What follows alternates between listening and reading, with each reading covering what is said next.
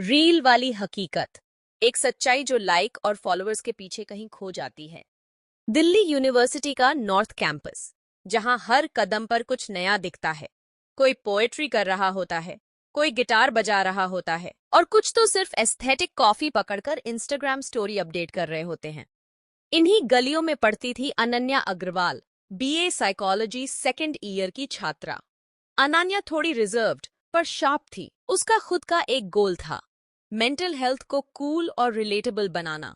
लेकिन वो जानती थी कि डिजिटल वर्ल्ड में रीच पाने के लिए कंटेंट तो चाहिए, और कंटेंट का मतलब था अटेंशन।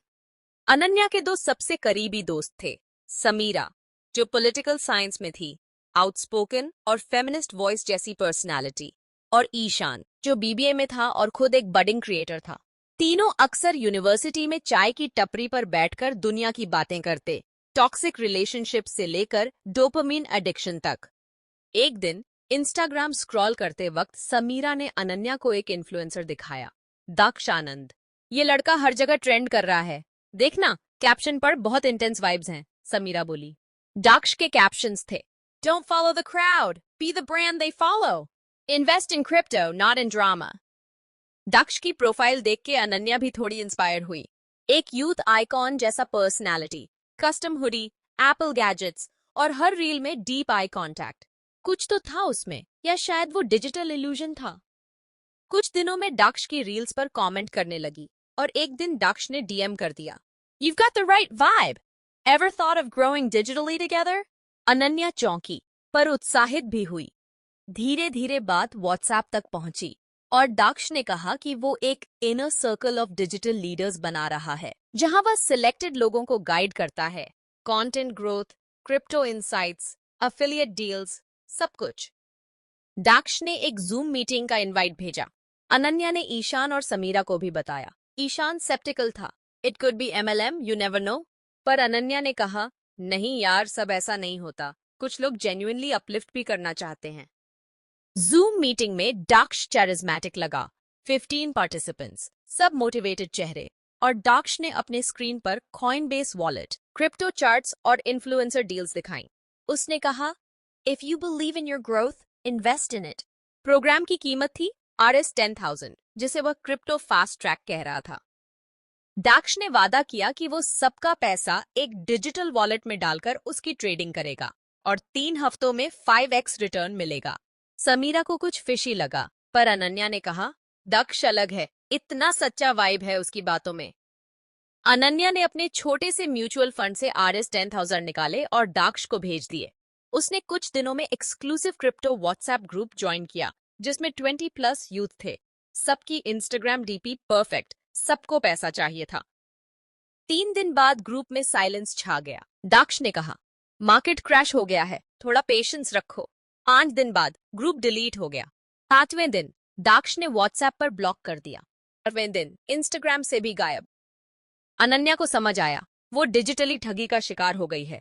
उसने समीरा को बताया, जो गुस्से में बोली, I told you, these digital hustlers are just packaged frauds. Ishan चुप था, पर सपोर्टिव। तेरे अंदर जो रियल वॉइस है ना, वही तेरी स्ट्रेंथ है। कुछ दिनों तक अनन्या ने खुद को ब्लेम किया। वो सोशल मीडिया से दूर हो गई। उसके अंदर गिल्ट, एम्बैरसमेंट और शेम था। पर एक दिन वो कॉलेज की कैंटीन में बैठी थी, जब समीरा ने कहा, तू हर वक्त दूसरों की मेंटल हेल्थ की बात करती है, अब अपनी हीलिंग की जिम्मेदारी ले, क्या पता यही टर्निंग पॉइंट हो। उस रात अनन्या ने अपना एक ब्लॉग शुरू किया, रियलिटी चेक। उसने पहली पोस्ट लिखी, मैं कैसे डिजिटल फ्रॉड का शिकार हुई। उसने अपनी कहानी को हाइडिंग नहीं किया, बल्कि पूरे सच के साथ लिखा। कुछ ही दिनों में कई डीएम आए, कुछ लड़कियां, कुछ लड़के, जिन्होंने दक्ष जैसी प्रोफाइल से ठगी झेली थी। एक लड़की नेहा ने बताया कि वो Rs50,000 गंवा चुकी है। एक और लड़का कार्तिक ने बताया कि दक्ष नाम बदलकर यश सहगल बन गया है। अब अनन्या ने अपने ब्लॉग को इंस्टाग्राम पेज में बदला, रियलिटी चेक। उसने स्कैम रिपोर्ट करना सिखाया, रेड फ्लैग्स बताए, और लोगों की कहानियां एम्पलीफाई की। कई फॉलोअर्स ने उसके थैंक्स में लिखा, तुम्हारे पेज ने मुझे आंखें खोलने में मदद की। फिर एक दिन दिल्ली के एक कॉलेज ने अनन्या को बुलाया, digital safety and mental health पर वर्कशॉप लेने। उसने हामी भरी, स्टेज पर खड़ी होकर उसने बोला, मैंने ठगी झेली, पर मेरी गलती ये नहीं थी कि मैंने भरोसा किया।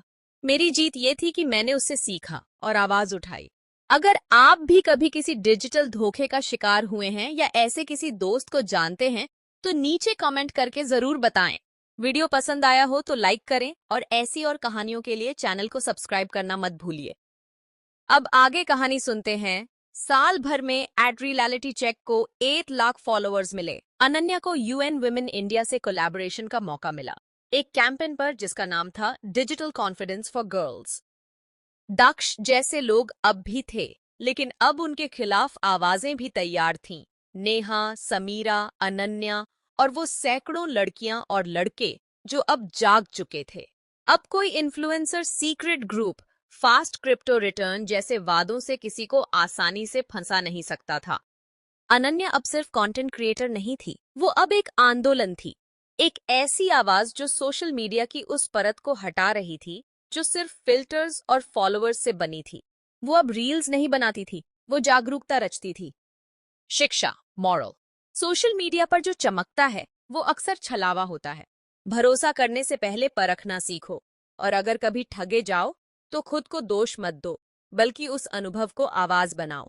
असली इन्फ्लुएंस दूसरों को एम्पावर करने में है, ना कि फॉलोअर्स के काउंट में।